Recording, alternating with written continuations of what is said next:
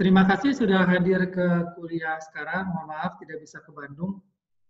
Jadi kali ini kuliahnya online. Kita cerita tentang electricity 4.0 atau listrik 4.0. Ini sebetulnya kelanjutan dari kuliahnya Pak Nugi tentang inovasi disruptif, tapi kita fokus di kelistrikan. Jadi ini untuk apa namanya? Saya kira ini saya skip aja. Nanti maksudnya kuliah ini akan ada notulensinya. Nah, kita mulai dari inovasi disruptif, konsekuensinya. Jadi, kalau kita bicara inovasi, maka di sini kita definisikan seperti yang mungkin Pak Nugi juga pernah sampaikan, inovasi adalah melakukan suatu hal lebih baik dari yang sudah pernah dilakukan sebelumnya, tetapi tidak membuat yang lama itu menjadi terlihat kuno. Ketika kita melakukan suatu hal yang baru, kemudian membuat hal yang lama terlihat kuno, itulah yang kita sebut dengan disruption atau disruptive innovation. Nah, kalau kita bicara listrik, di sini memang ini definisi yang belum terlalu umum, jadi definisi yang kami buat di Society Listrik dan Smart Grid, bahwa listrik 1.0 itu adalah listrik ketika awal-awal dia berkembang. Jadi, kenapa disebut listrik 1.0? Karena sebetulnya kemunculannya sudah merupakan sesuatu inovasi yang bersifat disruptif. Kita mungkin tidak terlalu menyadari, tapi bayangkan ketika pertama kali keluar lampu listrik yang digambar sebelah kanan ini, membuat lampu minyak atau lampu cempor atau lampu lilin menjadi sesuatu yang kuno, yang begitu ada teknologi baru yang keluar, teknologi lama itu terlihat kuno. Nah, saking dalam tanda kutip barunya temuan saat itu bisa kita lihat bahwa di awal-awal kemunculan listrik,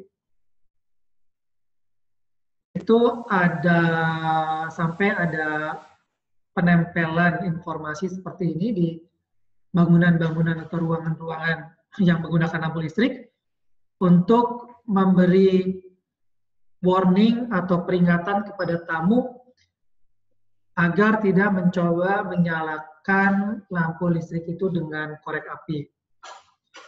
Katanya cukup nyalakan saja tuasnya dan listrik lampu penerangan akan nyala. Jadi mungkin sekarang ini terlihat konyol, tapi ini menunjukkan bahwa di kemunculan awalnya memang listrik ada sesuatu yang inovatif, yang disruptif, yang tidak diketahui oleh orang banyak pada saat itu.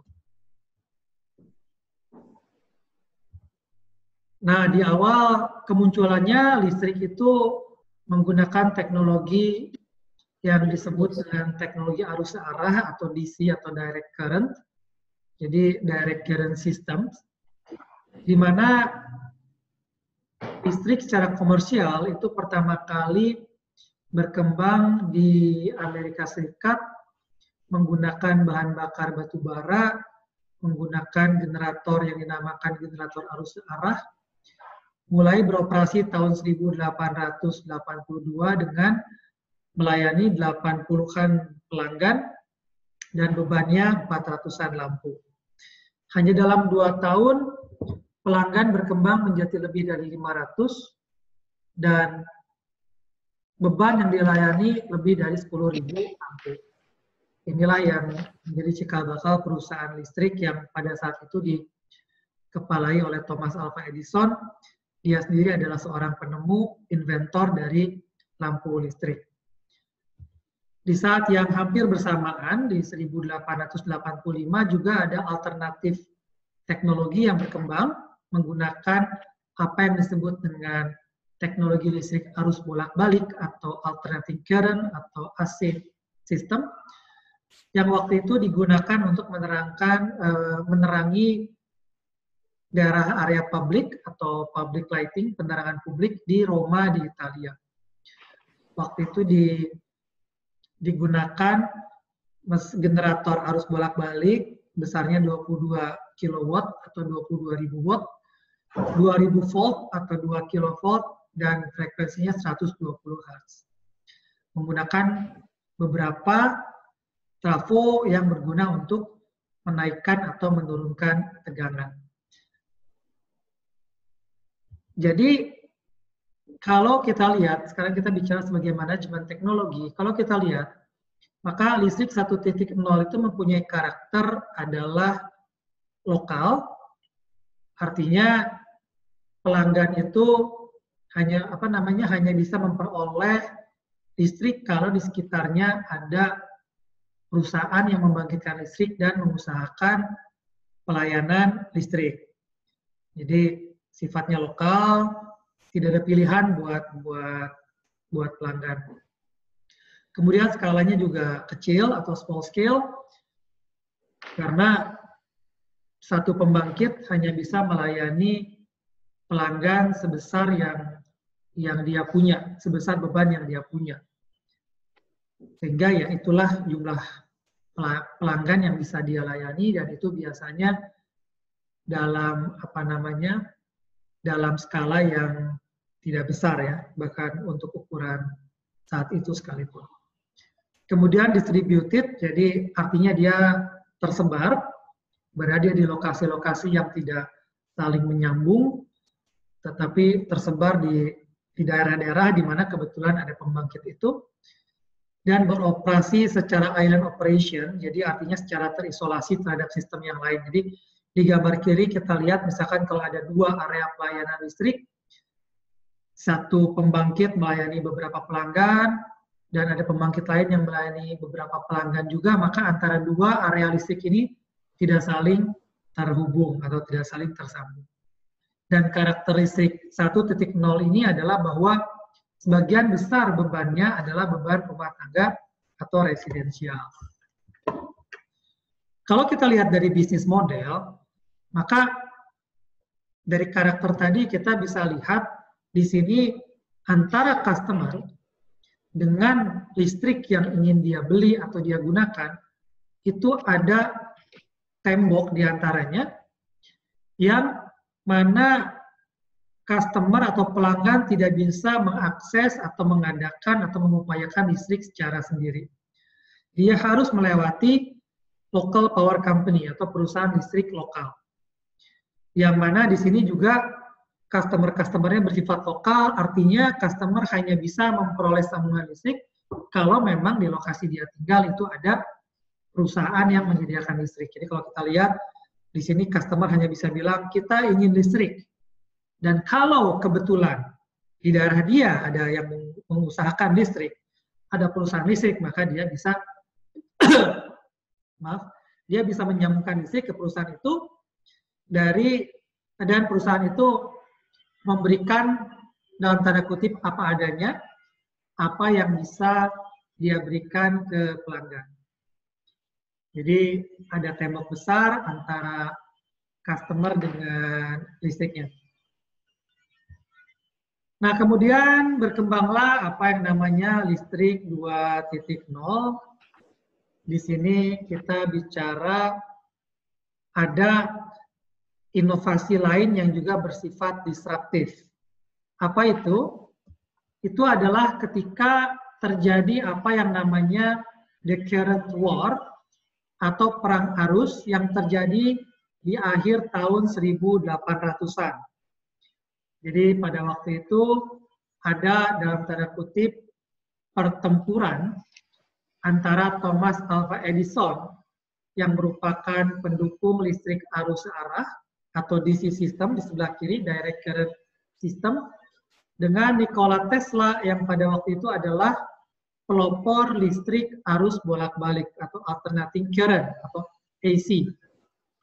Nah, terjadi pertarungan dalam arti kedua pihak ini mempromosikan bahwa sistem listrik yang paling efisien, yang paling efektif, yang paling ekonomis, yang paling reliable untuk dikembangkan adalah sistem apakah itu DC current atau AC current. berdasarkan apa yang mereka invent ya, yang mereka buat gitu.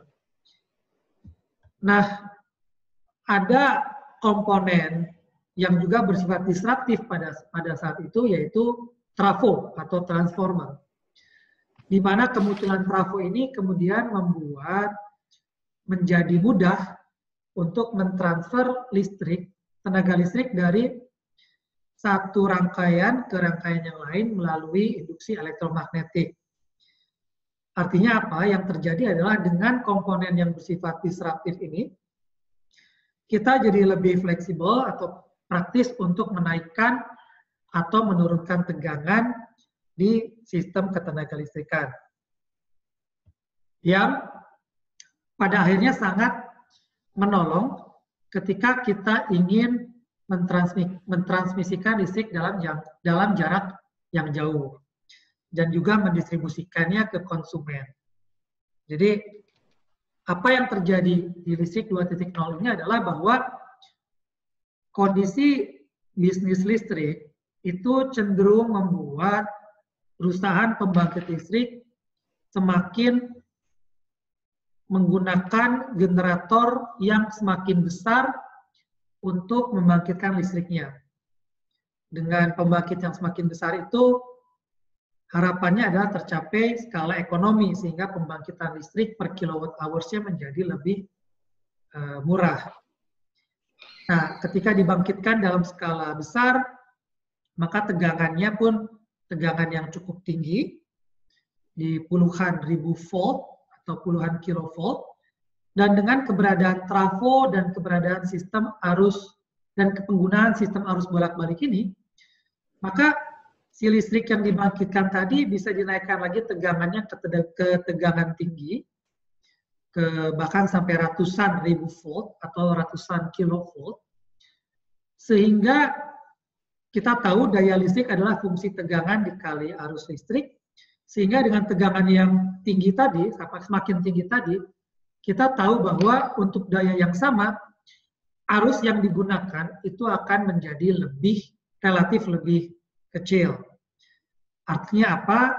Artinya kawat-kawat transmisi bisa dibuat lebih relatif lebih kecil atau lebih ringan, sehingga jaringan transmisi listrik itu bisa lebih praktis untuk dibuat.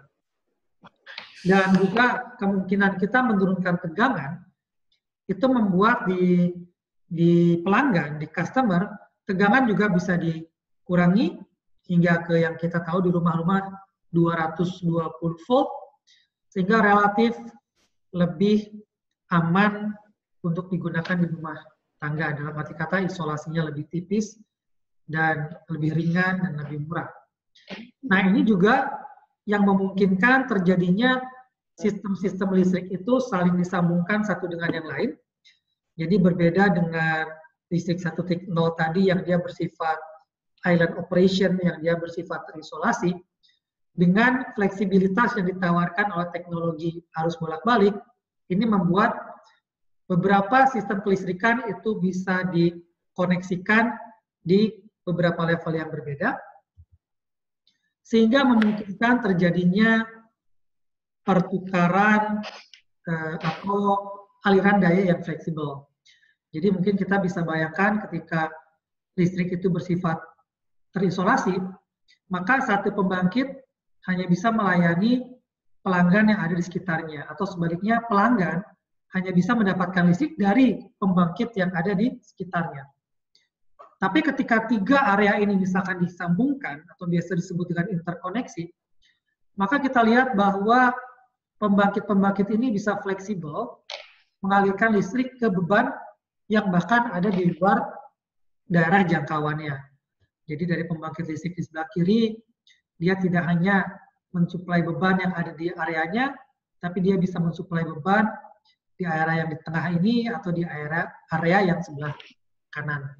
Dan begitu pula sebaliknya. Jadi listrik 2.0 ini membuat penggunaan listrik menjadi lebih masif, menjadi lebih banyak karena dia lebih fleksibel dan lebih efisien.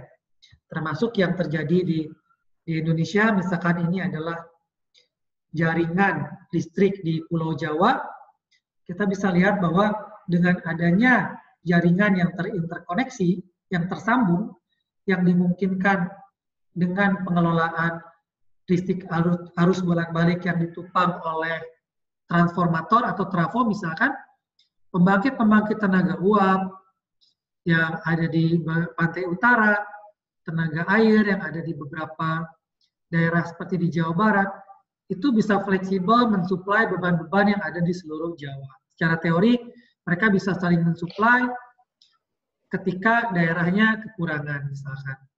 Kekurangan pembangkit atau kelebihan beban. Jadi, ada fleksibilitas di sana.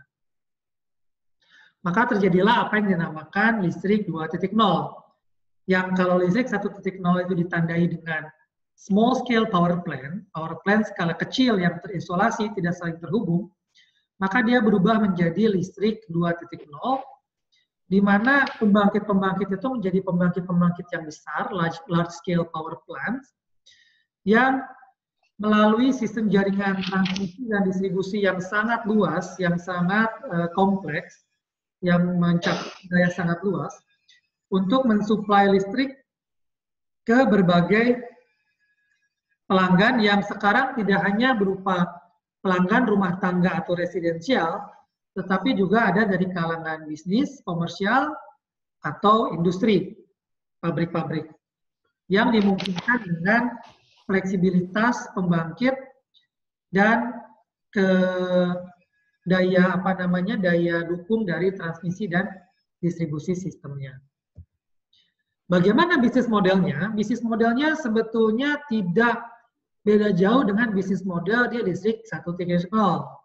Dalam arti kata, pelanggan tetap tidak bisa mengakses listrik yang dia inginkan, tetapi sekarang dia harus melalui suatu perusahaan yang biasanya di listrik 2.0 ini perusahaan yang mencakup wilayah yang sangat luas, yang sifatnya bahkan nasional. Jadi memonopoli suatu daerah yang sangat luas. Sebagai pelanggan, tentu saja ketika mereka menginginkan listrik, mereka selalu ingin listrik yang murah, yang handal, yang nyaman mendapatkannya, tidak repot. Tapi di listrik 2.0 ini bisnis modelnya bagian besar adalah bahwa pelanggan hanya bisa melakukan bisnis dengan satu perusahaan listrik besar yang dia menyediakan dalam tanda kutip ya sebisa yang dia adakan. Dan pelanggan bisa dikatakan tidak punya pilihan kecuali membeli dari perusahaan yang menyediakan listrik tersebut. Biasanya ini ditandai dengan pelanggan yang banyak yang mengakses atau hanya bisa membeli dari satu tempat. Jadi biasanya dari sisi pelayanan ini agak tidak ada ketidakseimbangan karena pelanggan di posisi yang tidak punya pilihan, seringkali segala term condition itu kemudian diatur oleh perusahaan yang besar tadi, sehingga di sini seringkali kemudian ada peranan dari regulator atau pemerintah untuk membuat agar bisnis bisa tetap berjalan dan menguntungkan atau memberikan hal yang baik bisa diterima oleh kedua belah pihak.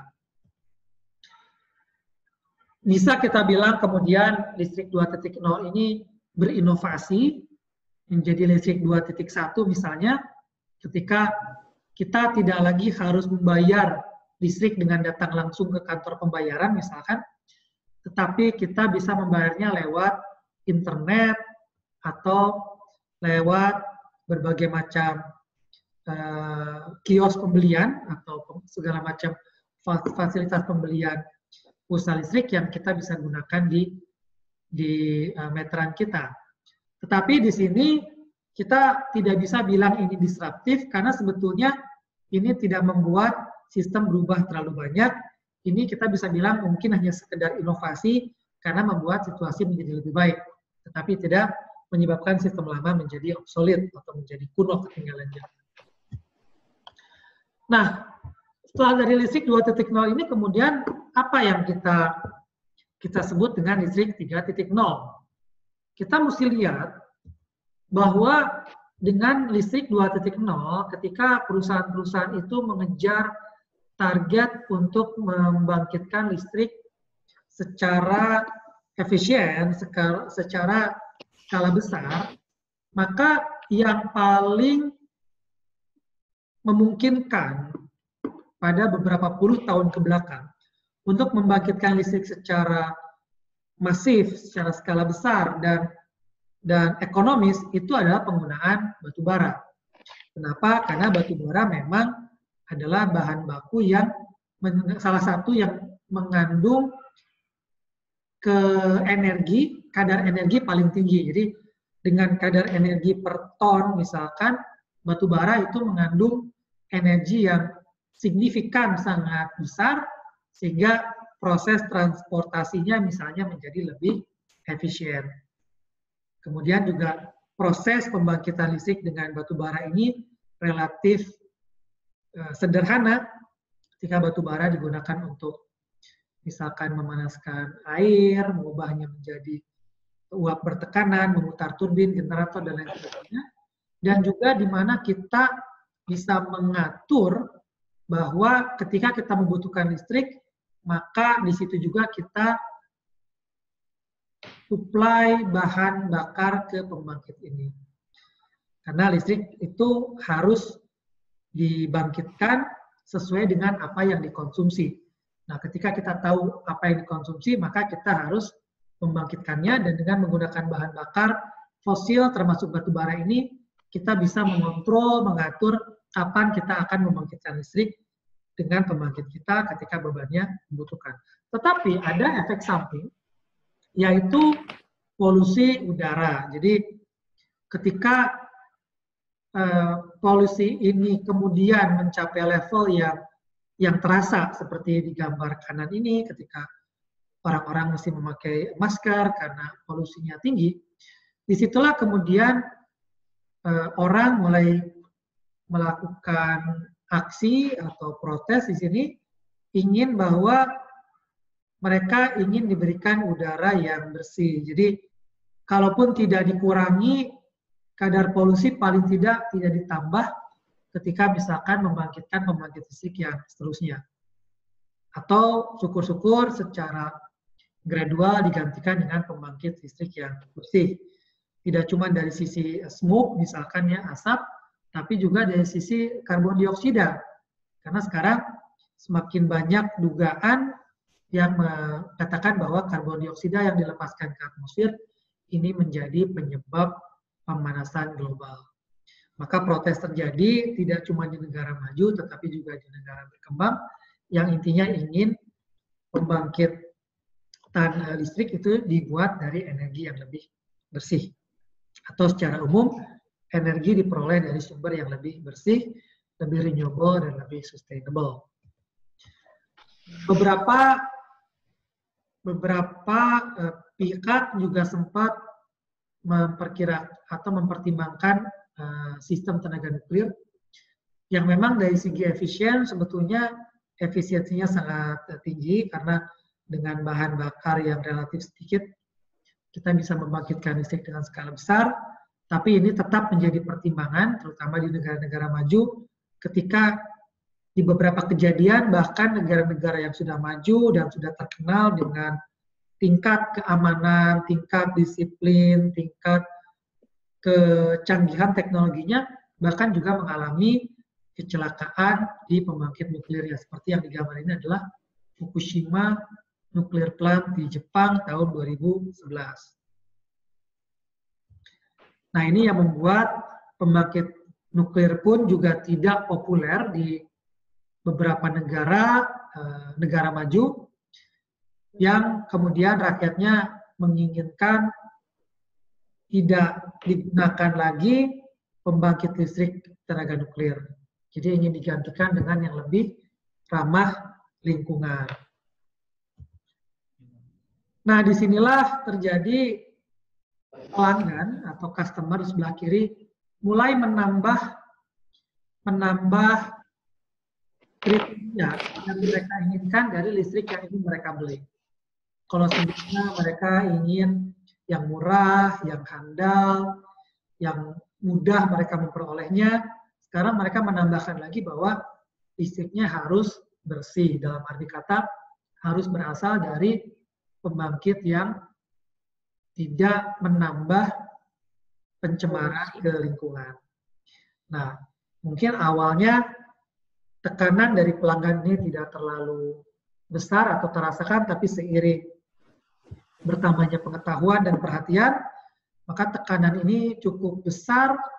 Bahkan kadang-kadang juga kalau di negara maju tekanan ini disampaikan awalnya ke pemerintah gitu ya, ke regulator, bahwa rakyat ingin pembangkit yang bersih, sehingga perusahaan yang di tengah ini, yang perusahaan besar ini tidak punya pilihan bahwa mereka harus mulai mempertimbangkan pembangkitan listrik dari sumber-sumber yang hijau, sumber-sumber yang ramah. Nah, ini pun diuntungkan dengan perkembangan teknologi ketika teknologi yang bergerak di bidang renewable energy atau energi bersih itu juga bisa mencapai tingkat teknologi di mana teknologi itu menjadi lebih besar. Dalam arti kata, kita bisa membangkitkan listrik dengan skala yang besar, yang sedikit demi sedikit menyamai pembangkit listrik yang berbahan bakar fosil, dan juga lebih murah karena dia semakin besar, skala ekonominya semakin bisa, harga semakin murah, dan semakin hijau, makanya semakin sedapat mungkin tidak menggunakan atau tidak dalam prosesnya pun tidak menghasilkan terlalu banyak karbon dioksida ke atmosfer.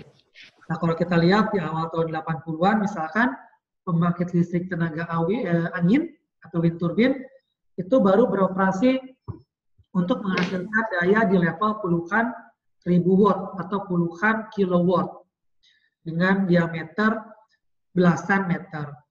Nah, sekarang itu satu pembangkit bisa beroperasi di 3.000 bahkan sampai 5.000 kilowatt atau 3-5 megawatt.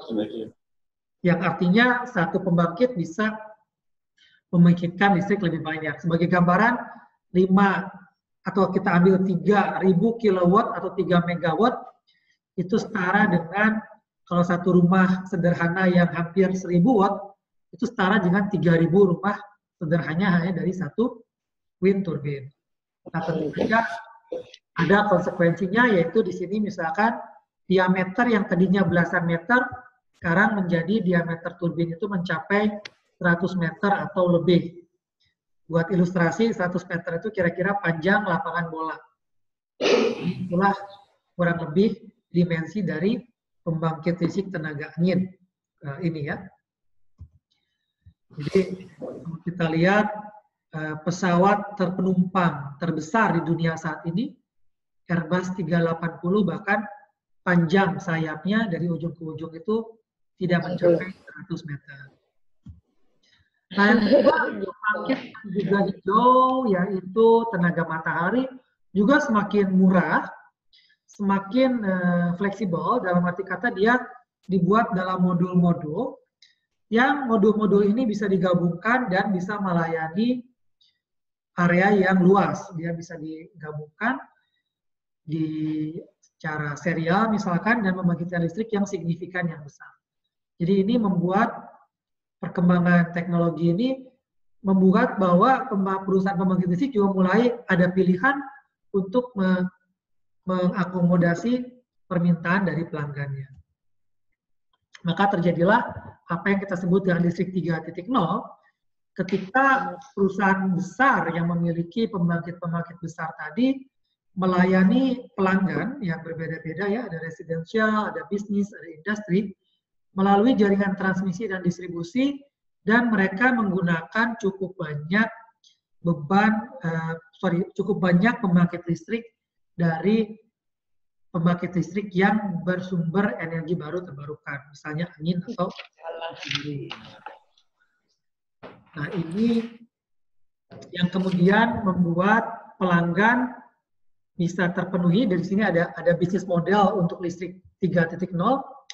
Ketika pelanggan kemudian bisa mempunyai pilihan untuk mengakses listrik yang hijau.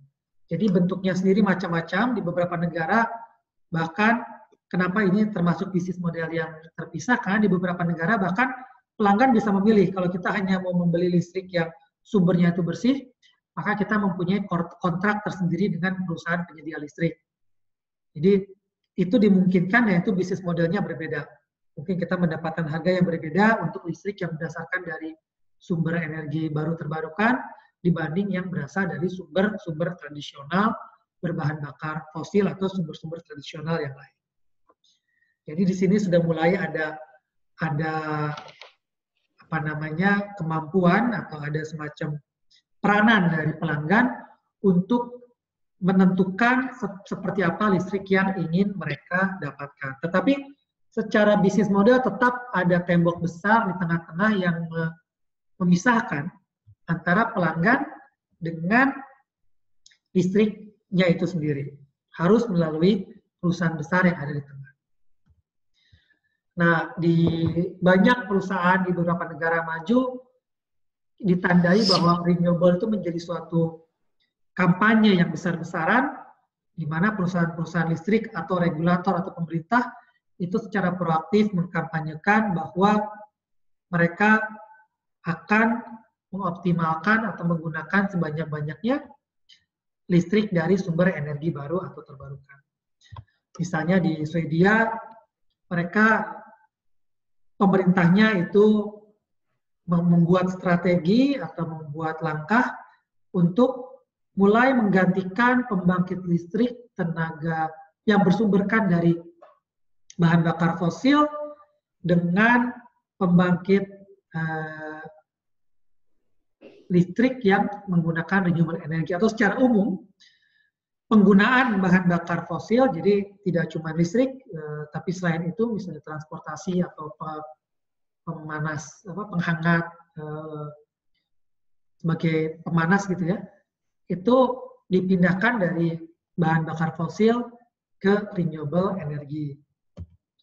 Di Denmark misalkan, juga di negara Skandinavia, bahkan mereka mentargetkan di 2025 maka Copenhagen, ibu kotanya Denmark, itu tidak lagi melepas karbon dioksida ke atmosfer.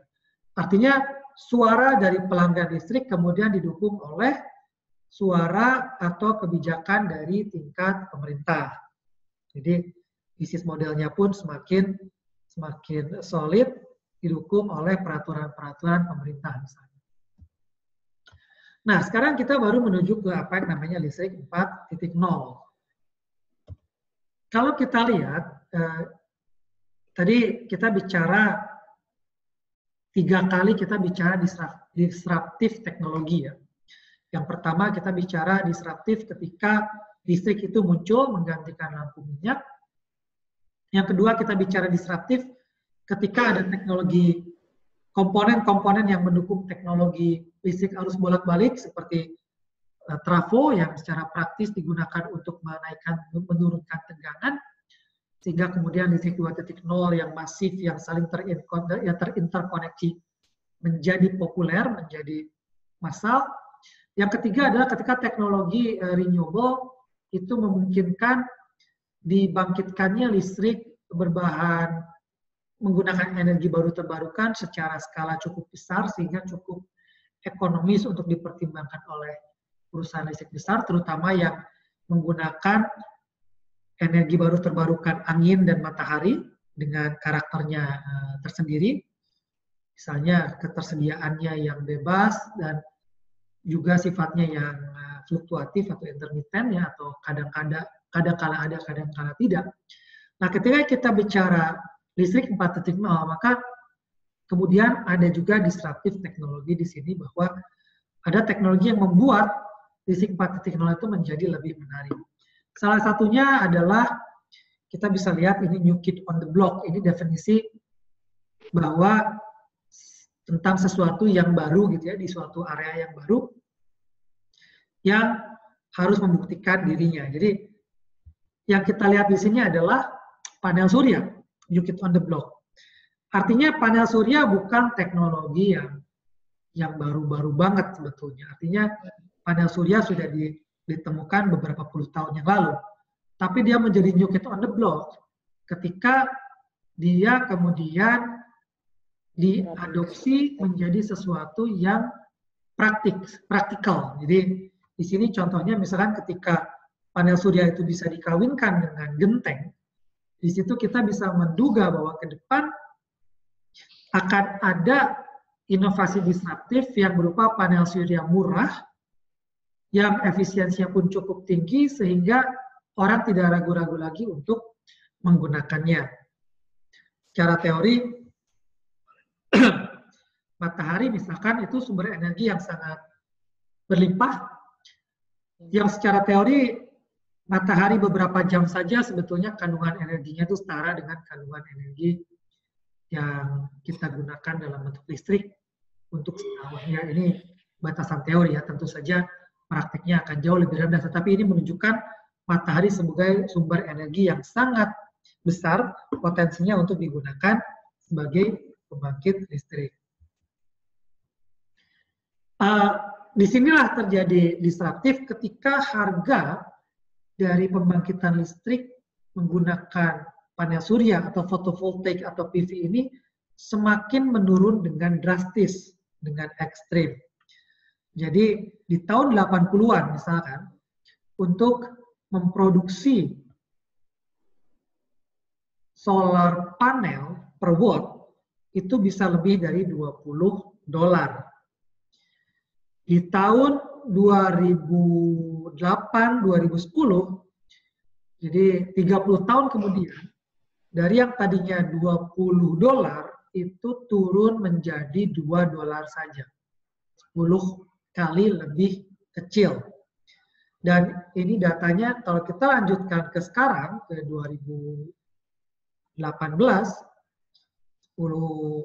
tahun kemudian kurang lebih, itu turun lagi biaya produksinya jadi 1 watt peak itu sekitar $1.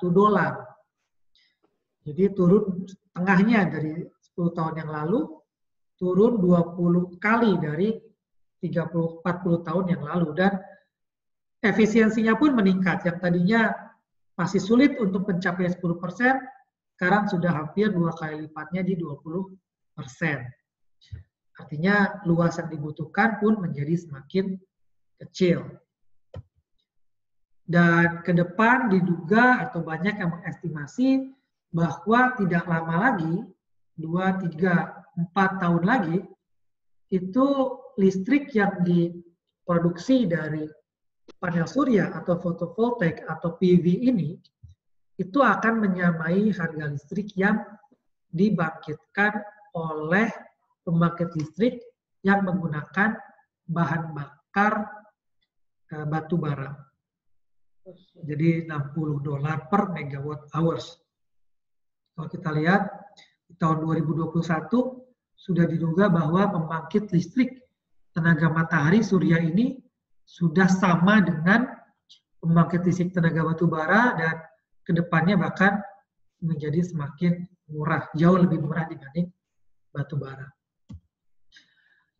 Apa yang terjadi, PV ini kemudian menjadi disruptif teknologi ketika dia seperti membuka kotak Pandora yang memungkinkan banyak sekali hal yang terjadi di sini. Misalkan yang pertama adalah pelanggan itu menjadi bisa membangkitkan listriknya sendiri. Ketika dia pasang panel surya di atap rumahnya atau di atap bangunannya, dia bisa menghasilkan listrik sehingga dia tidak lagi menjadi konsumer, tapi dia menjadi produsen konsumer atau prosumer sebelah kanan. Dan PV sendiri mempunyai beberapa karakteristik yang terutama adalah modularity. Kita bisa membangun per panel, sehingga tidak membutuhkan tempat yang harus besar, seperti pembangkit listrik tenaga bahan bakar batu bara, misalkan yang membutuhkan tempat yang besar dengan penyimpanan batu bara yang besar. Tetapi kita bisa modular, kita bisa membangunnya sedikit demi sedikit. Memang ketika dia menjadi large solar farm, dia itu membutuhkan tempat yang besar. Tapi modularity memungkinkan dia bahkan diinstalasi sedikit demi sedikit di tempat yang relatif kecil seperti di rumah tinggal. Dan dia juga bisa membuat energi menjadi lebih murah, dalam arti kata ketika misalkan sebelumnya kalau rumah tangga ingin mempunyai pembangkit sendiri, mereka harus menggunakan pembangkit listrik tenaga diesel, misalkan dengan bahan bakar yang harganya naik turun atau kadang-kadang mahal sekali ketika dia berada di daerah yang terpencil. Dengan PV ini praktis harga fuel atau bahan bakar menjadi nol. Jadi dia independen dari tempat. Dalam arti kata selama ada matahari bersinar dia membangkitkan energi. Dia juga bersifat fleksibel karena modularitinya tadi, dan dia bersih dan dia bisa terdistribusi dengan berada di pelanggan. Yang tentu saja ada konsekuensinya. Misalkan kalau tadinya yang namanya listrik itu di 1.0, 2.0 hingga 3.0 itu hanya dari perusahaan pembangkit ke pelanggan, maka di sini memungkinkan suatu saat mungkin dari pelanggan ke perusahaan pembangkit. Apa artinya? Artinya tembok besar yang membatasi atau menghalangi pelanggan dengan listrik di sebelah kanan itu mulai hilang. Jadi betul bahwa pelanggan sebagian besar hanya bisa mengakses listrik melalui perusahaan-perusahaan besar atau big power company, tetapi mulai ada perusahaan lain atau hobis atau pelanggan itu sendiri yang mulai bisa melakukan, hey, kita juga bisa loh ada membangkitkan listrik dengan cara yang lain. Jadi rumah ini misalkan bisa menawarkan untuk memasang listrik di atapnya dan menghasilkan listrik yang murah, bersih, dan nyaman untuk pelanggan. Jadi pelanggan punya alternatif di sini. Dan tentu saja di awal-awalnya tidak mudah gitu ya kita memasang listrik di atap rumah kita. Ada karena mungkin kesulitan teknis, ketidakbiasaan, tidak familiar, atau juga mungkin iklim regulasi, iklim lingkungan, iklim bisnis yang belum mendukung. Tetapi biasanya di dalam bisnis, mungkin kita ingat juga di kuliah tentang forecasting market ya, selalu ada early adopters, ada customer yang berbeda, mau mencoba sesuatu yang baru, jadi mereka, wah kita ingin energi listrik yang bersih, yang nyaman, yang cool, yang freedom gitu ya, yang keren gitu. Sementara mungkin sebagian customer masih yang penting murah atau mungkin handal. Tapi paling tidak di sini customer yang early adopters ini mulai punya pilihan. Dan perusahaan besar pun kemudian berusaha mengakomodasi ini bahwa mereka juga menyediakan listrik yang bersih, tetapi ada kondisi di mana mereka yang ingin itu bisa juga mengenerate atau membangkitkan listriknya sendiri di rumahnya atau di bangunannya masing-masing. Jadi ada akomodasi dalam sisi bisnis, tapi ini yang terjadi adalah customer yang diuntungkan karena mereka mempunyai banyak pilihan. Tentu saja kita melihat perlu beberapa langkah untuk mencapai kondisi ideal terjadi, ada masalah regulasi sekali lagi, masalah bisnis model, tapi secara teknologi ini sudah dimungkinkan. Maka terjadilah listrik 4.0 bisnis model, di mana intinya customer bisa memilih. Jadi yang tadinya customer itu tidak punya pilihan di 1.0, 2.0, 3.0, mereka hanya bisa membeli dari satu perusahaan atau tidak dapat listrik, sekarang mereka misalnya mungkin kita bisa mulai membangkitkan listrik kita sendiri dengan teknologi yang ada dan itu tidak mahal-mahal amat. Atau bahkan mungkin bisa lebih murah pada kondisi-kondisi tertentu. Nah, terjadilah apa yang namanya listrik 4.0. Kalau kita membangun fotovoltaik atau panel surya di beban, kita tahu matahari bersinar di siang hari, malam hari tidak ya. Jadi pembangkit listrik ini hanya membangkitkan listrik di siang hari, dan bisa saja kejadian di siang hari ketika panel surya membangkitkan listrik secara besar, ternyata bebannya tidak sebesar listrik yang dibangkitkan, sehingga kemudian ada aliran listrik dari pelanggan, apakah itu pelanggan rumah tangga residensial atau komersial atau bisnis atau industri, ke transmisi, jaringan transmisi atau ke operator ke sistem ketenaga listrikan. Sehingga terjadi bidirectional, terjadi dua arah aliran listrik.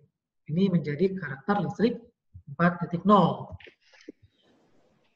Nah, pertanyaannya apakah itu cukup ya ketika kemudian di listrik 4.0 tadi ada pembangkit-pembangkit yang besar, ada pembangkit-pembangkit bersumberkan energi renewable juga yang besar, skala besar, ada jaringan transmisi, dan ada pelanggan-pelanggan yang mulai memasang pembangkit listrik sendiri. Di sini misalkan panel surya. Dan bisa terjadi bidirectional power flow, arus listrik dari dua arah. Itu kemudian bisa diwujudkan dalam bentuk di bangunan komersil, misalkan di bangunan besar, perkantoran yang di atasnya dipasang solar panel atau panel surya. Nah, tentu saja di sini kita bilang tadi bahwa ada peluang lebih jauh dari perusahaan yang memasang panel surya di atap rumahnya ini untuk juga mendistribusikan listriknya ke misalkan tenan-tenan atau peralatan yang ada di kompleknya. Sehingga mereka bisa mulai misalkan menjual listrik dari matahari ini digabungkan dengan teknologi digital, informasi yang mungkin bisa dikontrol dalam smartphone dan peralatan-peralatan pintar, sehingga bisa mereka mengatur atau menjual listrik-listrik hijau ini ke pelanggan yang ada di kompleks dia. Mungkin dalam kadar praktis ini berguna ketika kita bicara misalnya sertifikasi hijau. Sehingga perusahaan-perusahaan sekarang banyak yang ketika mereka mengekspor ke negara-negara maju, mereka harus menunjukkan bahwa produksi mereka itu memanfaatkan sumber energi yang terbarukan atau hijau. Terjadilah listrik 4.0 berkembang menjadi 4.1 ketika kemudian ada bisnis to bisnis yang terlibat di pembangkitan dan penjualan listrik itu. Yang juga tidak hanya di industri, tetapi bisa di rumah tangga. Ketika rumah-rumah memasang panel surya dalam jumlah yang besar, apakah dia di perumahan, di rumah sendiri atau di perumahan dalam bentuk kompleks, mereka juga bisa mulai memasang meteran-meteran pintar yang apabila dimungkinkan secara regulasi, karena secara teknologi ini sudah mungkin, mereka bisa mulai mengalirkan listrik yang mereka bangkitkan kepada yang membutuhkan. Misalnya ke tetangga kiri kanan, sehingga mereka bisa saling mengkompensasi penggunaan listriknya. Nah, tentu saja di sini kita memerlukan teknologi pendukung, yang mana di sini adalah teknologi pendukung komunikasi dan internet atau digital. Nah, pertanyaannya apakah itu cukup ketika pembangkitan listrik ini bisa dilakukan di pelanggan langsung, kemudian ada teknologi pendukungnya, teknologi listrik digital, telekomunikasi, dan internet. Kita lihat bahwa karakter dari panel surya ini pembangkitan listrik di siang hari, sementara energi yang dikonsumsi di rumah atau terutama di rumah itu tidak hanya di siang hari. Sehingga kalau kita lihat yang biru ini adalah beban rumah tangga atau energi listrik yang dikonsumsi di pelanggan rumah tangga di sini. Sementara yang hijau ini adalah listrik yang dibangkitkan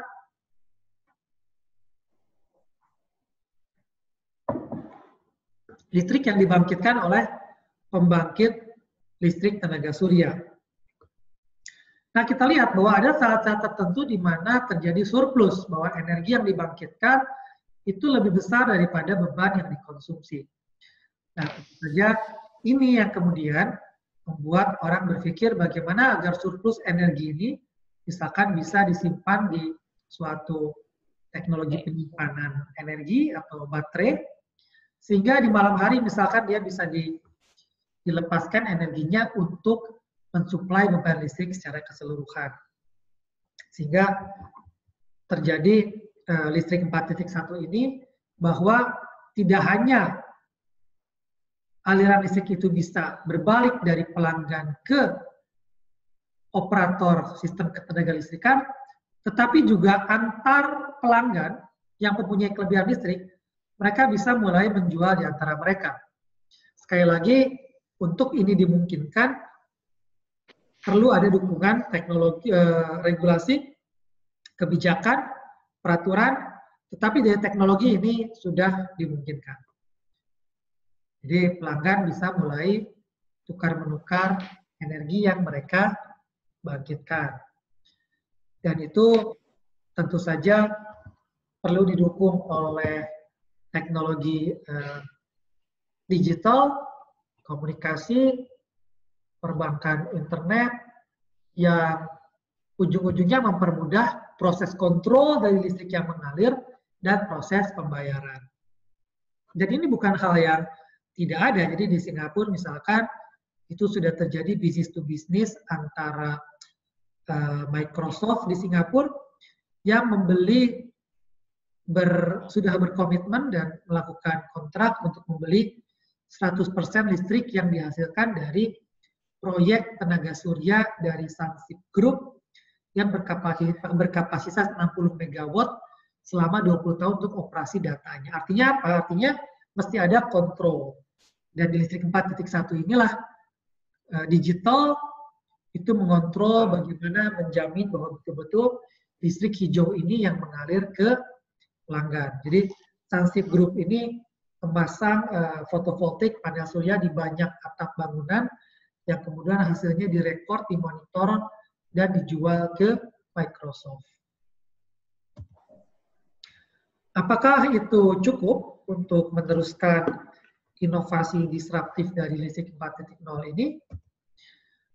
Tadi kita bicara panel surya, tetapi ada lagi satu faktor yang sebetulnya membuat pelanggan atau rakyat secara umum ingin lebih memperbaiki situasinya. Misalnya ketika melihat bahwa ternyata asap buangan dari kendaraan bermotor juga termasuk CO2-nya juga berkontribusi dalam menambah polusi di lingkungan.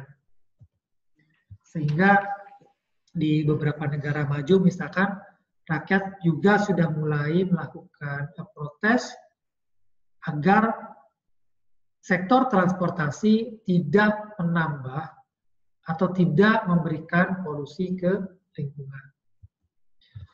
Di negara lain, di Prancis misalkan, itu yang namanya jalan bebas hambatan bahkan mempunyai warning tersendiri yang meminta misalkan kendaraan untuk mengurangi kecepatan maksimumnya agar pembakaran bahan bakar tidak semakin banyak atau tidak semakin boros yang tentu saja mengakibatkan zat-zat polutif yang dilepas ke lingkungannya juga semakin banyak.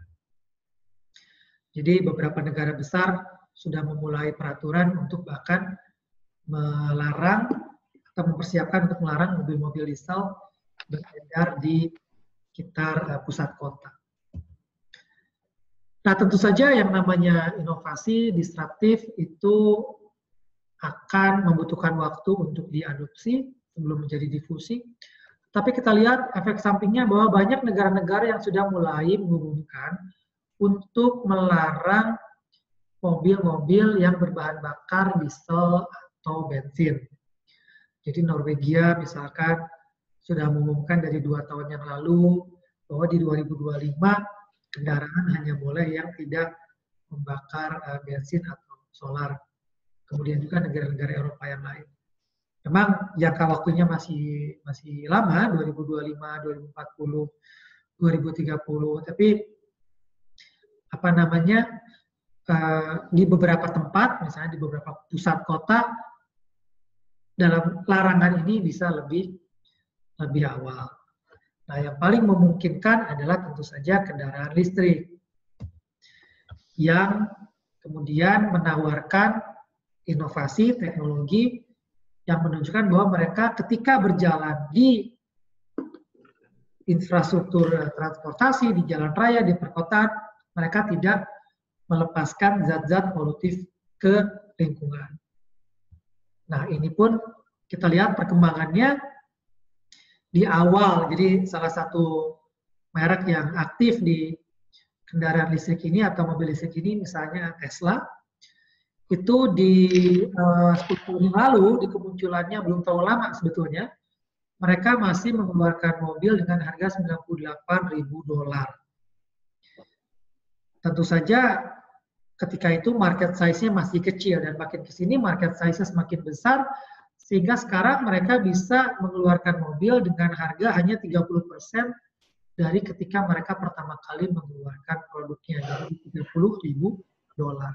Yang tentu saja seiring dengan skala ekonomi makin besar volumenya, semakin murah, dan ini akan semakin diduga atau dipercaya akan semakin bersaing dengan mobil berbahan bakar solar atau bensin yang sekarang sedang masih sangat populer.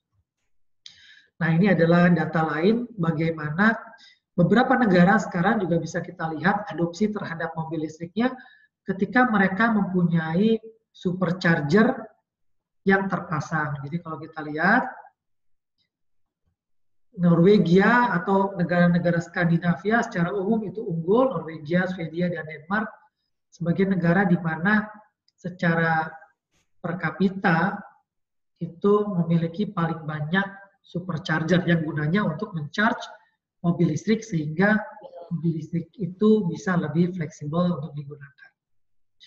Amerika menyusul, Prancis, Jerman, Eropa, bahkan negara-negara Asia seperti China dan Jepang itu juga menyusul. Dan kalau negara-negara maju ini sudah mulai mengarah ke sana, biasanya negara berkembang hanya masalah waktu sebelum mereka mengikuti. Dan perusahaan-perusahaan yang selama ini memproduksi kendaraan-kendaraan berbahan bakar bensin dan solar pun sudah mulai meresponnya. Jadi merek-merek besar sudah mulai mengeluarkan atau berkomitmen untuk mengeluarkan model-model mobil yang menggunakan listrik ya, yang tidak lagi atau tidak hanya menggunakan engine yang berbahan bakar bensin atau solar. Ada Volkswagen yang menjanjikan sampai 30 atau lebih model mobil berbasis listrik dengan target penjualan hingga jutaan unit gitu ya.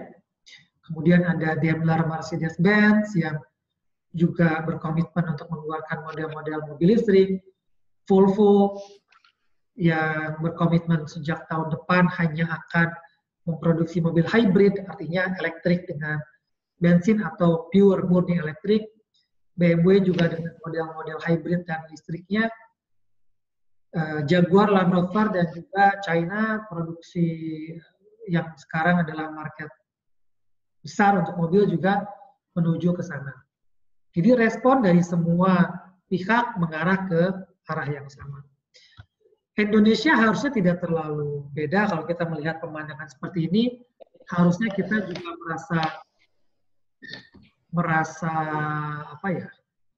kita harusnya merasa tergerak bahwa kita mesti melakukan sesuatu untuk mengurangi polusi dari jalan raya. Apalagi kalau kita bicara di Indonesia, tidak hanya mobil, tapi ada yang lebih banyak yaitu sepeda motor. Di Indonesia 2002 tahun yang lalu, kendaraan roda 4 atau lebih diperkirakan sudah mencapai 25 juta ya.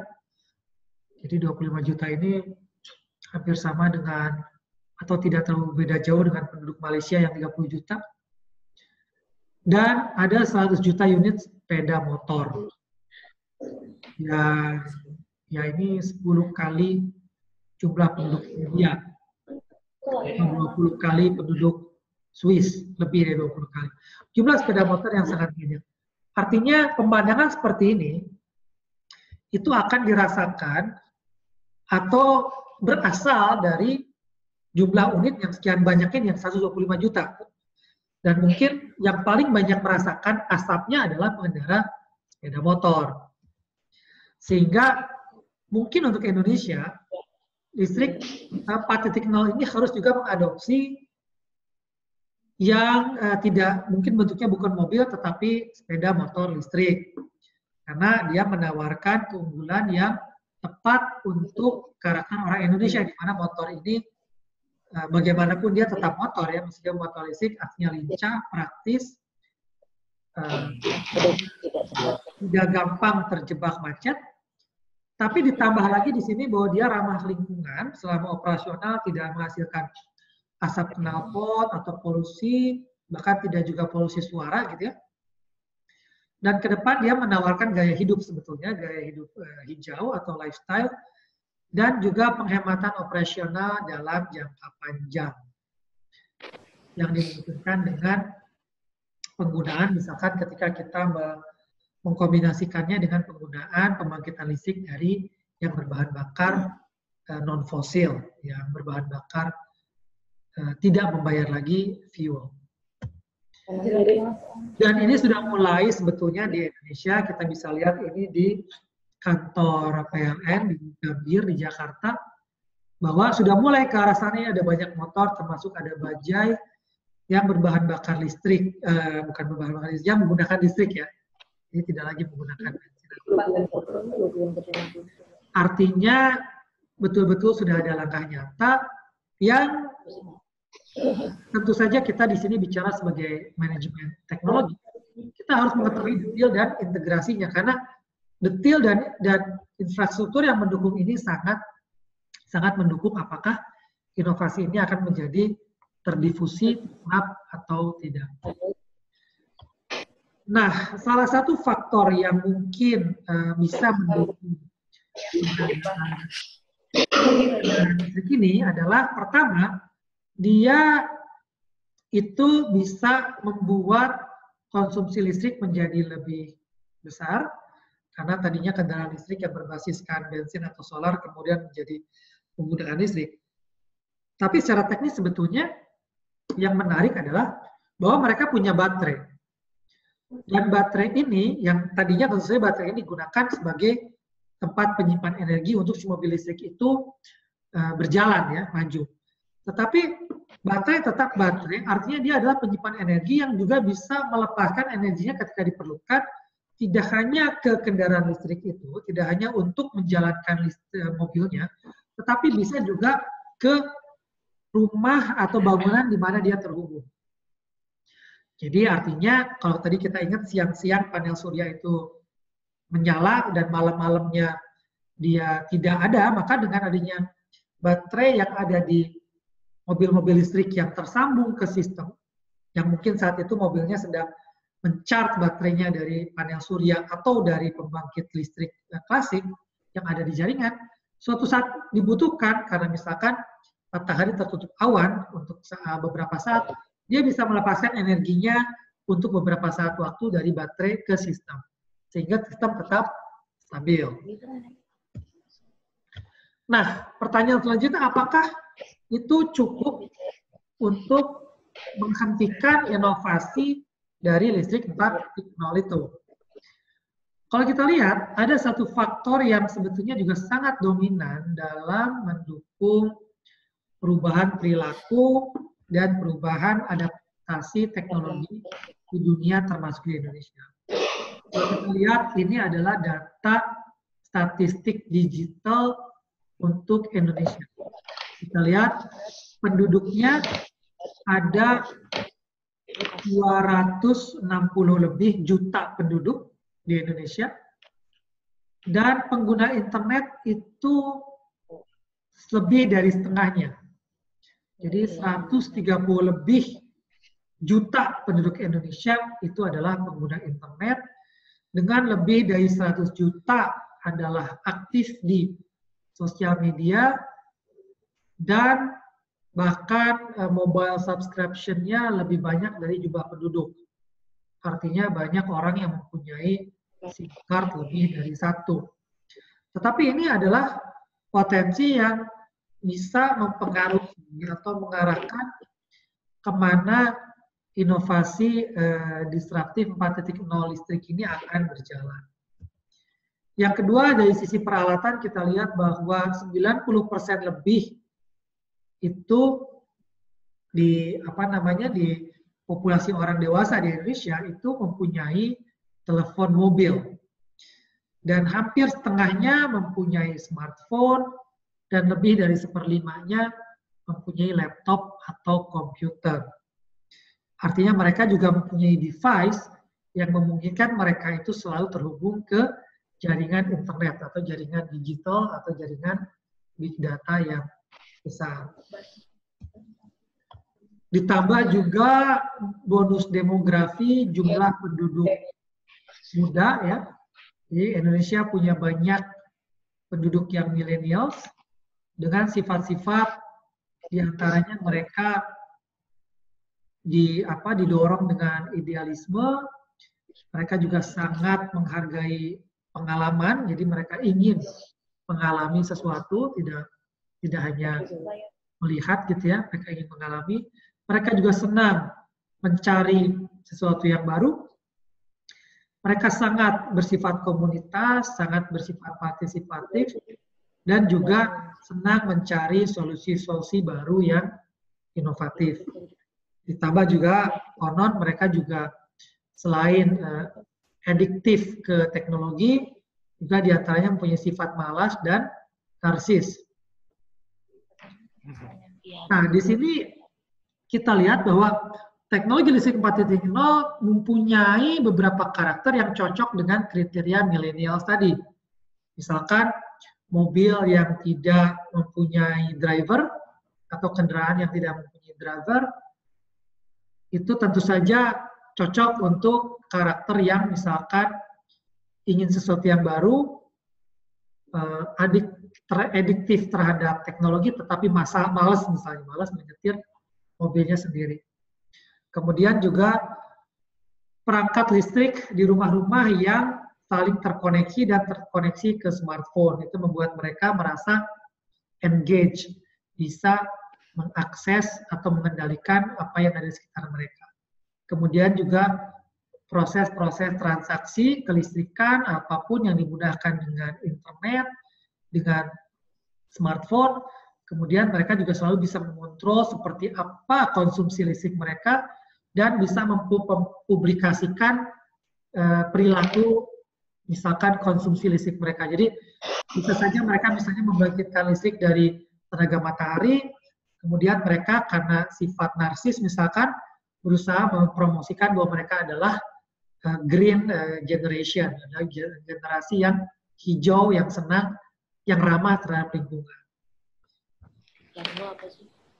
Dan ini sekali lagi didukung oleh market yang terbuka, di mana listrik pun di listrik 4.0, 4.1, 4.2, 4.3 itu bisa menjadi komoditi yang dimonitor dan transaksi disupport oleh berbagai fasilitas dan infrastruktur teknologi informasi, sehingga terjadilah listrik 4.3 yang tidak hanya aliran itu berupa elektron, tidak hanya aliran itu berupa listrik. Kalau sebelumnya kita hanya fokus pada aliran elektron, listrik dari pembangkit ke transmisi, dari transmisi ke pelanggan, di listrik 1.0 atau 2.0, kemudian di 3.0 ada yang balik lagi ke jaringan dari pelanggan, kemudian di 4.0, 1, dan 2 itu ada energi listrik yang berpindah dari pelanggan ke pelanggan, dari pelanggan ke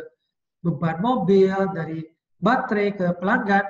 Nah, di 4.3 ini ada peranan big data di mana semua informasi atau data dari aliran listrik tadi, elektron tadi itu di-capture, direkord di suatu infrastruktur big data yang kemudian juga bisa mendeteksi perilaku dari penggunanya, yang ditambah dengan misalkan kecerdasan buatan bisa juga memberi saran kepada pengguna listrik sehingga mereka bisa memanfaatkan listrik dengan lebih efisien, lebih ekonomis.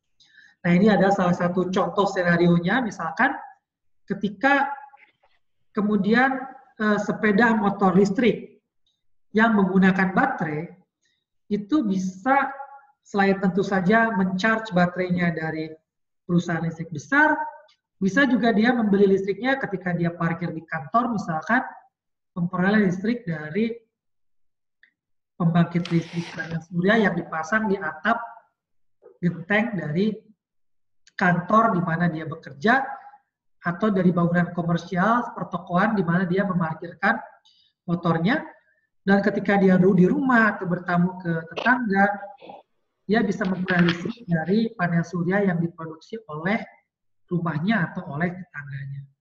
Yang disimpan di baterai, dan baterai ini dimonitor terus levelnya, kemudian juga aliran listriknya dimonitor terus di smart meter yang semua terhubung ke satu gadget smartphone yang men-tracking semua elektron ini. Dan karena kendaraan listrik itu mempunyai sifat unik, yaitu dia bergerak, maka dengan teknologi yang ada, GPS misalkan, beban listrik ini juga bisa dideteksi tidak hanya konsumsi kilowatt hours-nya, tetapi juga keberadaan fisiknya. Yang kemudian bisa menolong ketika mereka kemudian ingin misalkan mengisi baterainya, mereka bisa mencari titik-titik di mana mereka bisa mengisi baterai, sebagaimana motor bensin mencari pom bensin atau stasiun pengisian. Kemudian juga mereka bisa diberikan nasihat misalkan rute mana yang mereka bisa tempuh sampai mereka perlu mengisi baterai dan lain sebagainya. Dan begitu sistem ini terhubung, tentu saja langkah selanjutnya adalah bagaimana, tinggal satu langkah lagi, bagaimana mengkoneksi ini dengan big data yang menyimpan semua perilaku dari produksi dan konsumsi dan mobilitas dari pengguna listrik ini, sehingga hanya saja termasuk juga tentu saja mekanisme pembayaran listrik, pembelian listrik dari prosumer tadi yang berbeda. Kita mungkin melihat ini sepertinya terlalu jauh ya untuk Indonesia, tetapi tidak juga sebetulnya kalau kita ingat bahwa ojek online misalkan atau taksi online itu dalam waktu yang tidak terlalu lama, terutama ketika mereka sudah mulai difusi ya, itu bisa menggeser bisnis-bisnis tradisional yang sejenis. Jadi sebagaimana itu dalam listrik 4.0 juga ini diduga bisa terjadi. Apa dampaknya? Adalah ini, bahwa kalau kita lihat di sebelah kiri itu ketika yang bagian pertama, ketika panel surya atau fotovoltaik atau solar PV dan teknologi penyimpan energi atau baterai itu menjadi semakin murah, di mana sekarang memang kecenderungannya, trennya, teknologi ini menjadi semakin murah. Kita tadi ingat bahwa solar panel yang asalnya $20 lebih di tahun 80-an, sekarang sudah $1, 20 kali lebih murah, efisiensinya pun meningkat. Tentu harga solar panel atau panel surya dan baterai yang semakin murah ini membuat akan semakin banyak pelanggan atau konsumen yang memasang PV system di rumahnya atau di bangunannya. Jadi terjadilah nomor 2. Nah, ketika pelanggan mulai banyak membangun fotovoltaik, yang terjadi adalah pembayaran listrik ke perusahaan besar penyedia listrik akan berkurang. Karena mereka sekarang mulai mendapatkan listrik dari rumahnya sendiri atau dari bangunannya sendiri. Ketika pembayaran listrik ke perusahaan itu berkurang, perusahaan listrik besar karena dia terutama ditopang oleh pembangkit-pembangkit yang besar tadi, yang skala besar, tentu tidak bisa serta-merta mengurangi kapasitas. Artinya yang terjadi adalah bahwa utilisasi dari pembangkit listrik besar itu yang berkurang. Contoh kalau misalnya pembangkit listrik itu bisa membangkitkan 500 megawatt, ketika pelanggan berkurang, dia hanya bisa misalkan membangkitkan 400 megawatt. Jadi dari 500 ke 400. Tetapi investasi, konstruksi dan segala macam di awal pembangunan pembangkit itu tetap dirancang untuk kapasitas yang 500 megawatt tadi. Sehingga pengurangan rekening listrik itu adalah mengurangi utilization factor atau penggunaan dari pembangkit besar tadi. Artinya apa? Artinya kalau kita ingin tetap mempertahankan keekonomian dari pembangkit listrik besar ini, yang bisa dilakukan dengan asumsi bahwa peraturan, regulasi, dan lain-lainnya memungkinkan secara ekonomi adalah ketika utilisasi berkurang, maka harga satuan, atau di sini harga satuan listrik yang diproduksi harus dinaikkan untuk mengkompensasi utilisasi yang rendah. Nah, ketika harga listrik itu naik, apa yang terjadi? Maka yang terjadi adalah biaya produksi listrik dari fotovoltaik tadi itu dirasa semakin murah dibanding dengan harga listrik yang naik. Sehingga itu bisa men-trigger, bisa mendukung lebih banyak pelanggan, dari pelanggan rumah tangga, residensial, atau komersial, atau industri, untuk kemudian semakin banyak menginstalasi, membeli sistem panel surya dan penyimpanan energinya. Nah, semakin banyak customer atau pelanggan yang memasang panel surya atau fotovoltaik atau PV ini, maka semakin banyak produksi dari solar panel dan energy storage-nya, artinya semakin murah. Jadi terjadi spiral ekonomi di mana produksi PV semakin besar karena permintaannya semakin besar dan harganya semakin murah. Harga semakin murah, semakin menambah penggunaan, semakin banyak penggunaan, semakin murah, dan begitu seterusnya sehingga terjadi spiral yang positif. Bagaimana di sisi kanan? Di sisi bisnis listrik tradisional. Kalau kita lihat dengan semakin banyak yang menggunakan fotovoltaik, maka akan semakin berkurang rekening listrik yang dibayar oleh pelanggan.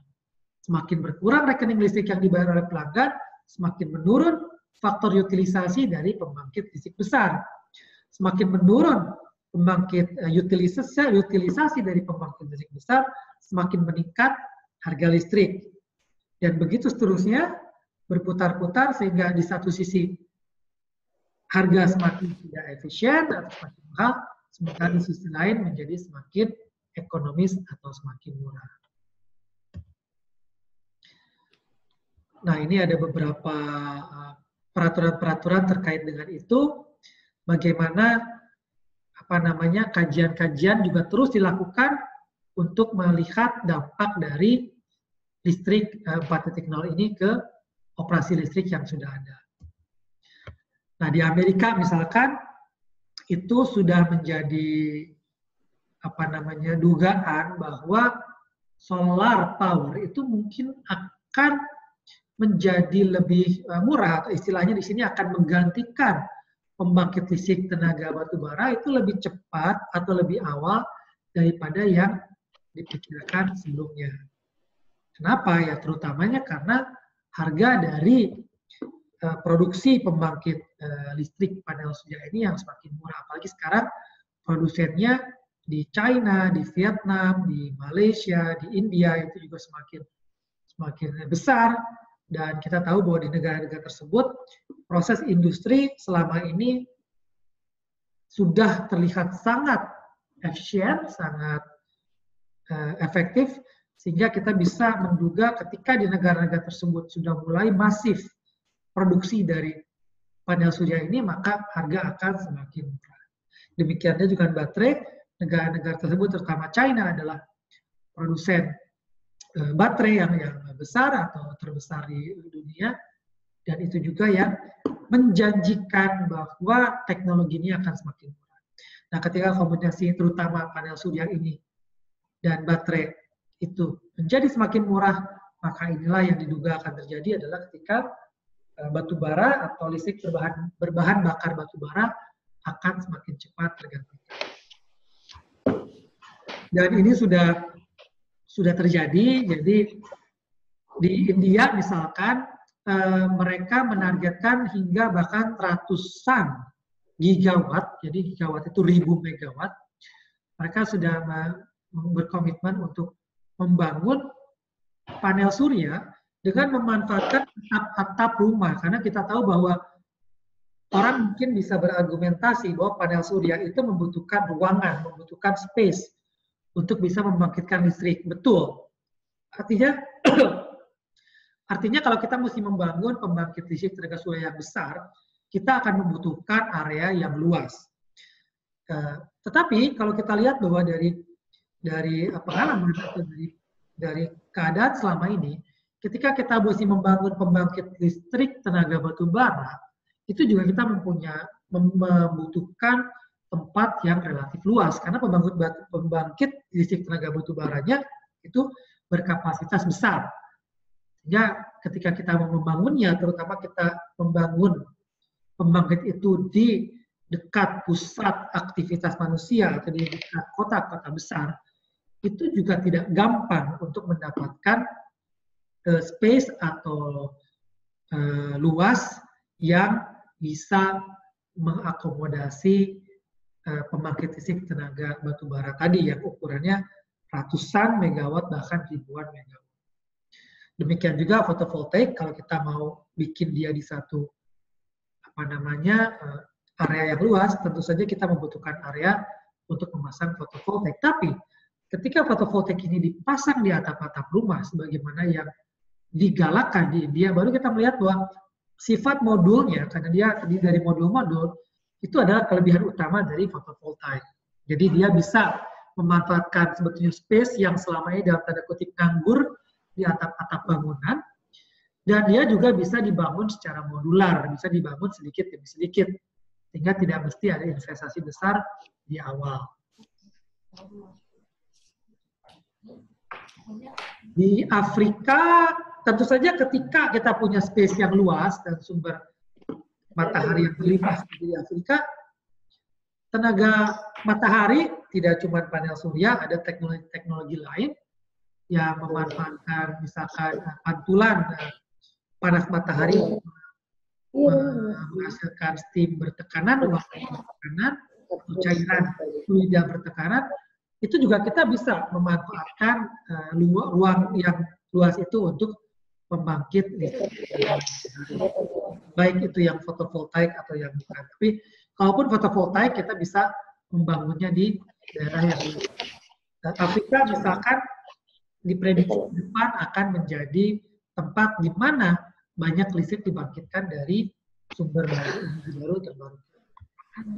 Dan untuk Indonesia sebetulnya juga bukan sesuatu yang jauh ya. Jadi ini ada pengalaman dari perorangan yang memasang fotovoltaik di atap rumahnya, dan dia memasangnya di pertengahan tahun 2015, dan 2 tahun kemudian di 2017 dia merekord bahwa dia sudah menghasilkan hampir 20 megawatt hour listrik dari fotovoltaik panel surya yang dia pasang di rumahnya, yang menghabiskan biaya ratusan juta rupiah.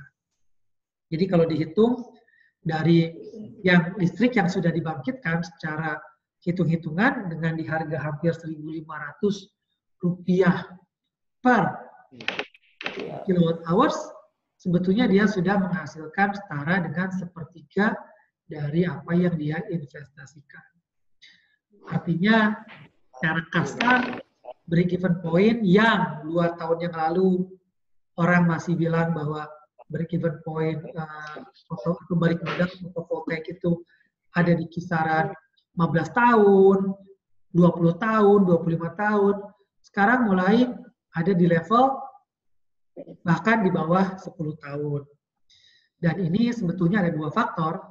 Faktor pertama tentu saja dari harga fotovoltaik yang semakin murah, tapi juga faktor kedua adalah harga tarif listrik yang meningkat terus. Jadi 2 hal ini adalah 2 hal yang mendukung semakin logisnya atau semakin beralasannya orang untuk mempertimbangkan pembangkitan listrik dari panel surya ini. Jadi kalau kita lihat listrik 4.0 dalam arti kata pemanfaatan sebanyak mungkin pembangkit listrik modular yang bisa dipasang di customer, di konsumen, dan juga pemanfaatan teknologi baterai dan pemanfaatan teknologi kontrol yang mengontrol perangkat listrik rumah tangga, yang mengontrol, yang mengubah sebagian besar peralatan yang menunjang kenyamanan hidup itu juga untuk bergerak dengan menggunakan listrik seperti kendaraan listrik baik mobil ataupun sepeda motor, itu adalah fenomena global, ibaratnya fenomena yang tidak ada remnya, yang tidak akan berhenti.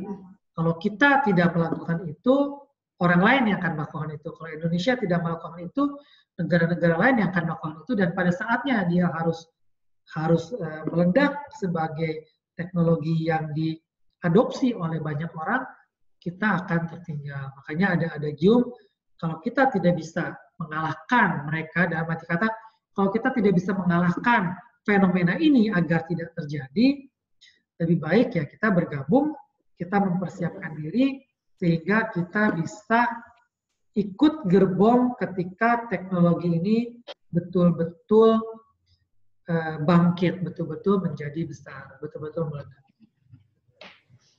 Nah, apa yang mesti kita lakukan? Ini mungkin adalah kesimpulan dari kuliah ini, karena kita kuliah manajemen teknologi. Kalian juga masih ingat dari kuliahnya Pak Nugi di inovasi disruptif. Di listrik pun sama, tidak lebih dari 6 langkah ini.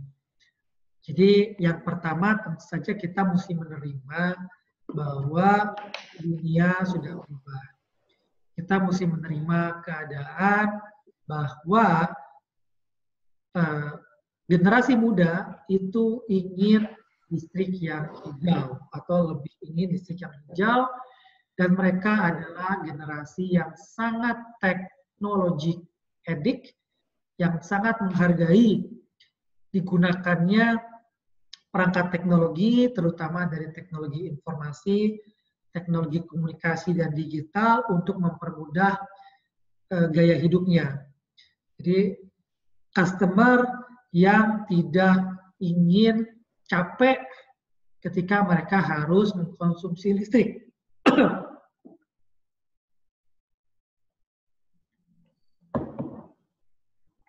Yang ingin nyaman,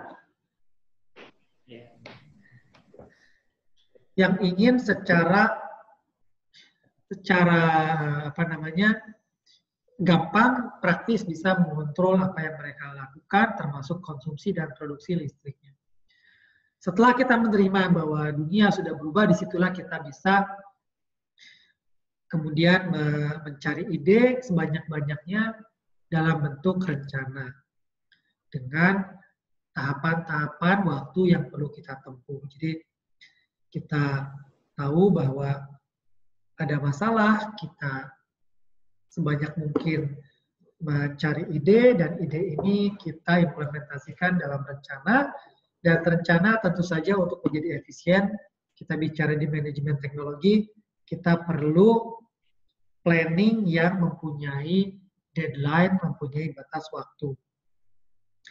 Yang ketiga, kita mesti membangun ini dengan berlandasan kompetensi dan credentials. Jadi teknologi di satu sisi itu memang membantu, tetapi mungkin sisi beratnya adalah dia sendiri bukan sesuatu hal yang gampang yang bisa dipetik begitu saja gitu ya dari pinggir jalan, tetapi dia perlu dipelajari. Jadi kita perlu belajar tentang apa yang terjadi, apa yang terlibat, teknologi apa yang berkembang, sehingga kita mempunyai kompetensi untuk bergerak di bidang itu.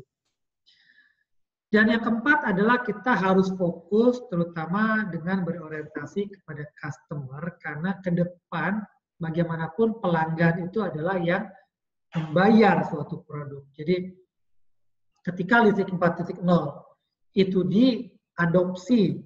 diadopsi dengan baik oleh pelanggan, itu adalah karena mereka memang fokus mempermudah pelanggan. Jadi kalau kita bisa mengemas misalkan panel suryanya itu modularitasnya sedemikian sehingga mudah dibeli, mudah dipasang, mudah dirakit ya, dipasang satu demi satu seperti misalkan building block seperti mainan anak-anak yang bricks atau Lego itu, di situ kita mempermudah customer pelanggan kita untuk membeli produk kita. Dan selanjutnya yang kelima adalah sekarang masanya kolaborasi, masanya multidisiplin. Jadi kita lihat mungkin zaman dulu yang namanya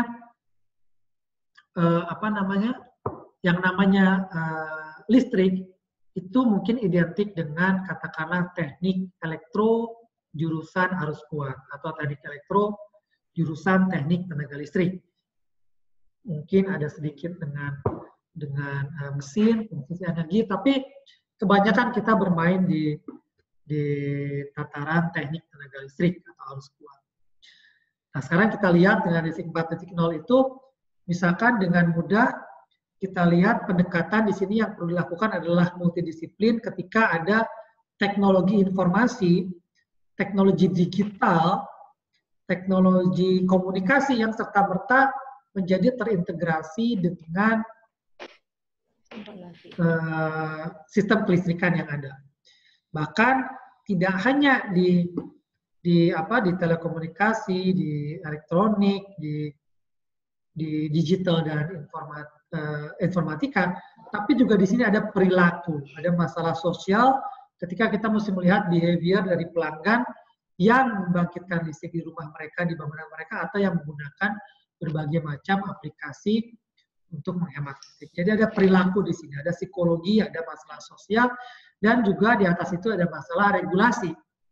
Karena terjadi perubahan, terjadi shifting dari bisnis yang tradisional, yang klasik, yang konvensional, menjadi bisnis yang sekarang melibatkan banyak poin gitu ya. Jadi listrik yang tadinya hanya satu penjual ke banyak pelanggan, di sini perlahan-lahan akan mulai menjadi banyak penjual, banyak pelanggan yang semuanya terhubung dengan jaringan infrastruktur telekomunikasi, informasi dan digital, tetapi terjadi perkawinan yang erat antara teknologi informasi tadi, infrastruktur telekomunikasi tadi, dengan informasi atau dengan infrastruktur listrik, yang mana itu ada infrastruktur fisika, di mana tetap saja yang mengalir adalah elektron-elektron di jaringan-jaringan listrik tersebut.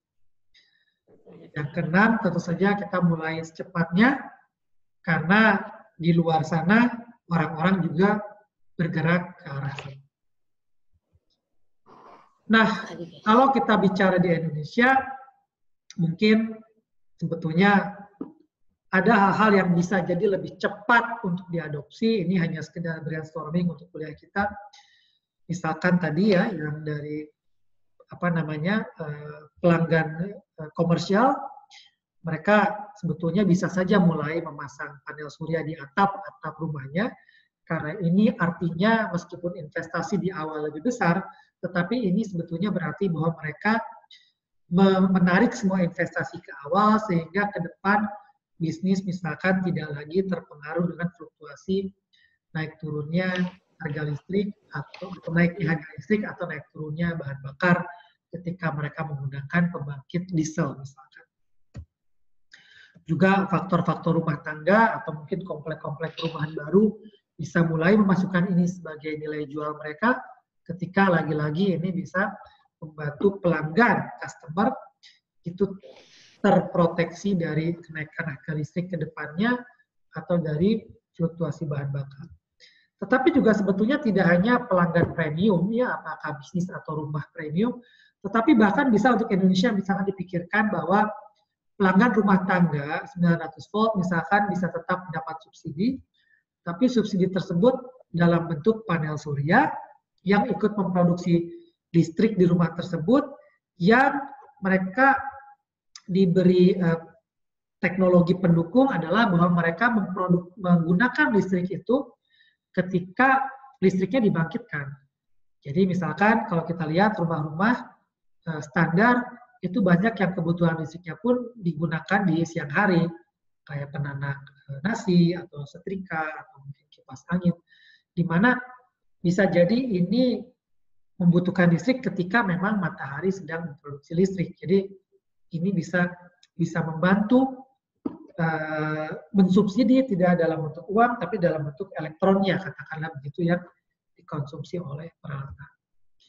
Kemudian juga ketika kita bicara kendaraan berbahan listrik, kita misalkan bisa mengimplementasikannya untuk armada pengangkut yang diperkirakan akan banyak bergerak misalkan di daerah-daerah ramai, pusat kota atau pasar, macam-macam seperti pengantar pos atau paket, yang mungkin ketika mereka berbentuk kendaraan listrik, mereka bisa ketika beroperasi mereka tidak mengeluarkan polusi karbon dioksida, asap atau polusi suara, dan mereka mungkin bisa dioptimalkan dengan jaringan internet dan jaringan perkantoran mereka, sehingga mereka bisa selalu mengisi listrik sedapat mungkin dari sumber energi yang terbarukan.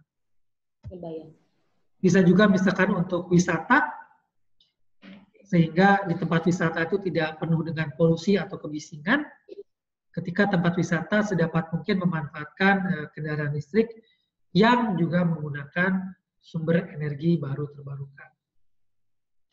Dan terakhir, bisa juga dibangun dalam bentuk sosial ketika listrik panel surya itu dipasang di sekolah-sekolah yang siswanya di daerah pedalaman misalkan, yang siswanya itu diberi